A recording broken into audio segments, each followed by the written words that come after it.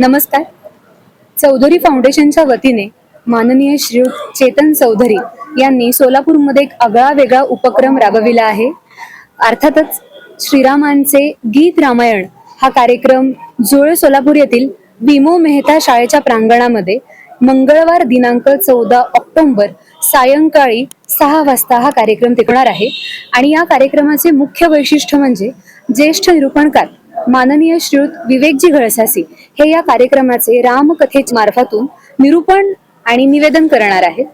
आणि त्यासाठी मी रसिका कुलकर्णी आणि माझी बहीण सानिका कुलकर्णी स्वरध्यास संगीत विद्यालयाच्या मार्फत गीत रामायणातील गाणी गाण्याचे प्रयत्न करणार आहोत.